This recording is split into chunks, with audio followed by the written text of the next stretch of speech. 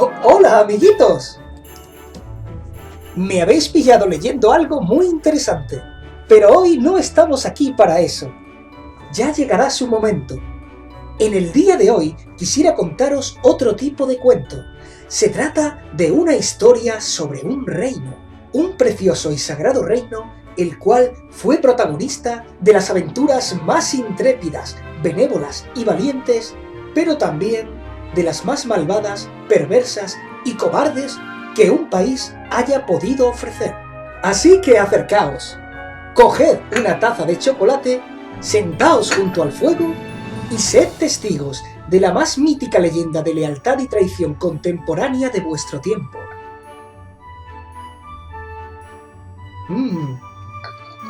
Delicioso.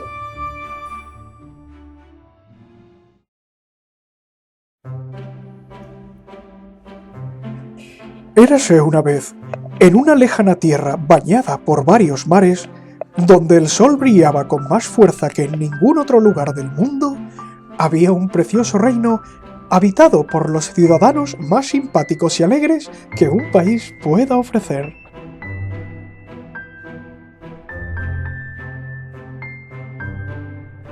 Era un lugar mágico, famoso por sus innumerables victorias y conquistas a lo largo de toda su historia, desde su creación hace ya muchísimos años. Pero allí donde una vez hubo jolgorio, regocijo y júbilo, hoy se encontraba sumido en la más atribulada de las desdichas. Y es que un horrible gobernante, conocido por aquel entonces como Pedro el Guapo, había conseguido llegar al poder. Desde un principio, y con innumerables artimañas y mentiras, Pedro el Guapo se abrió paso entre los suyos, traicionándolos y conspirando contra ellos, para así poder subir escalafones y finalmente colocarse a la cabeza de una estirpe de caballeros, la cual era ya de por sí conocida por su interminable lista de agravios contra el reino. Aún con esas, el conocido traidor consiguió hacerse con el control del reino gracias a que el anterior regente del mismo, conocido como Marianico el Cobarde, un ser pusilámina y sin alma, que habiendo pasado sin pena ni gloria por el gobierno del reino, vendió su lugar en el trono a cambio de un triste barril de licor de Malta. Así, Marianico el Cobarde fue maldecido por la bruja Soraya y se convirtió en un viejo bolso más inútil aún de lo que lo fue como gobernante. Fue la última vez que se le vio. Ya en el poder, y aún sin ser nombrado rey, y dispuesto a convertir el reino en una extensión más de su propia mente enfermiza, Pedro el Guapo decidió librarse de aquellos caballeros de su clan, los cuales aún conservaban cierta dignidad y cariño por su patria, algo que no era muy común entre ellos. Y así fue como Pedro el Guapo pasó a ser conocido como Pedro el Déspota. A partir de entonces, fueron innumerables las vilezas e inquinas llevadas a cabo por Pedro.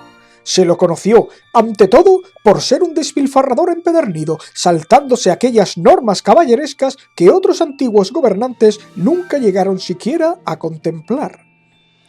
Entre las más inmorales de sus bellaquerías se encontró, sin duda, la que, a mi parecer, resultó ser la más indecente.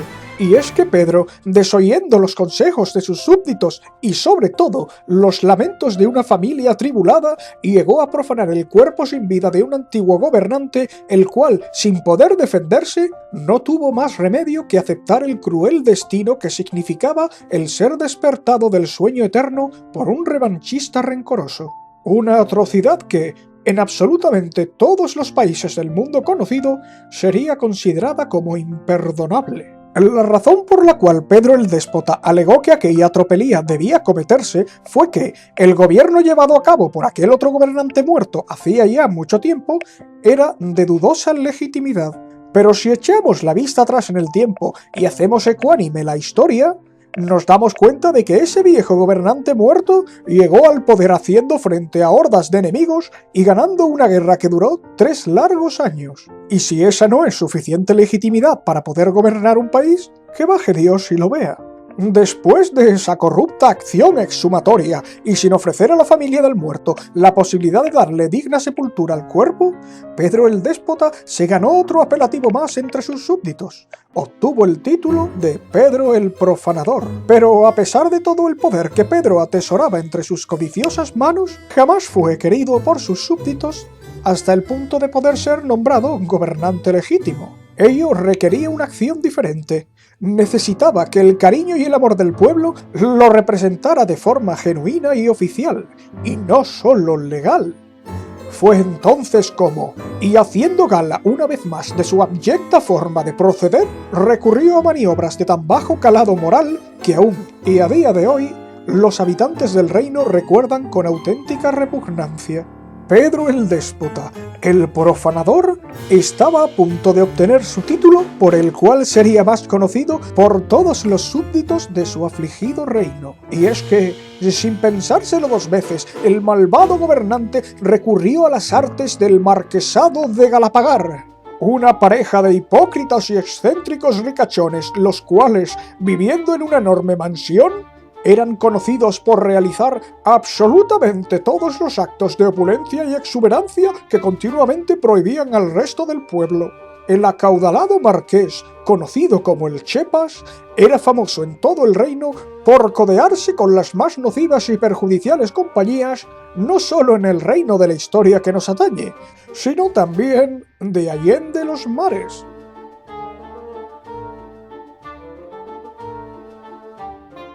De hecho, había conseguido toda su riqueza haciendo tratos con los más indeseables gobernantes de ultramar. Pedro sabía que este despreciable ser jorobado podría conducirle al poder siempre y cuando le ofreciera dominio y autoridad suficientes como para poder controlar y someter a la población a las más deleznables artes. Así pues, y recurriendo al uso de sus más oscuros talentos, el perverso marqués logró reunir en un solo clan a absolutamente todos los mayores e indeseables sátrapas del reino.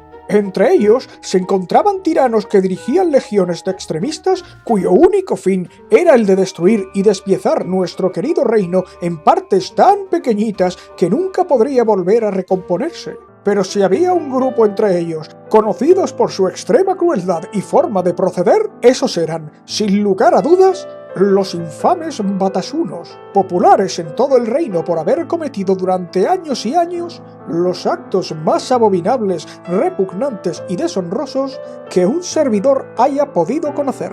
Y os hablo de corazón cuando os digo que jamás en toda la existencia de este vuestro querido y humilde narrador conseguirán sacar de su cabeza, por más años que puedan pasar, tamañas ruindades.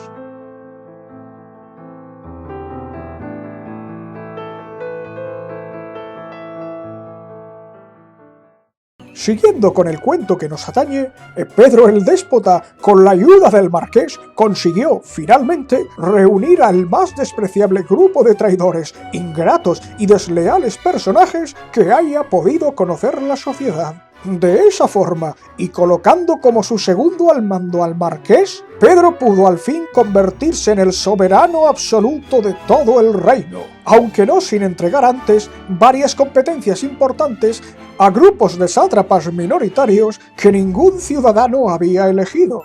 Fue así, y por derecho propio, cuando Pedro se ganó, de forma totalmente justificada, el apelativo de Felón, su último y más infame título. Desde aquel entonces, Pedro el Felón cometió incontables abusos e injusticias de formas muy variadas.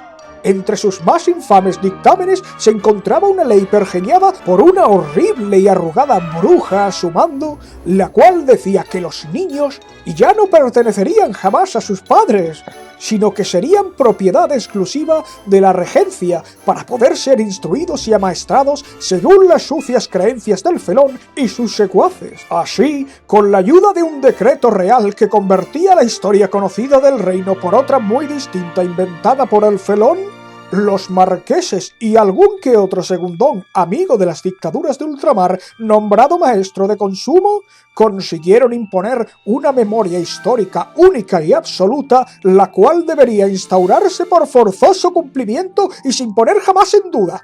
bajo pena de alta traición. Y estaréis pensando, ¿es que nadie hizo nada?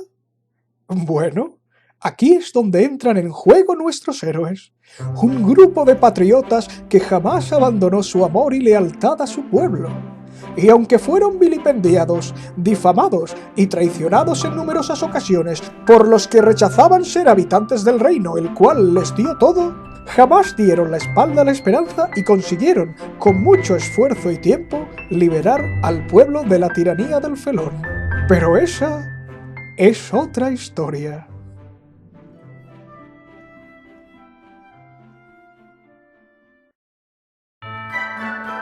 Y esa, queridos amiguitos, ha sido la historia de melancolía y aflicción de nuestro tiempo que acabó aconteciendo en un reino que, aunque maravilloso, fue maltratado hasta robarle su esencia.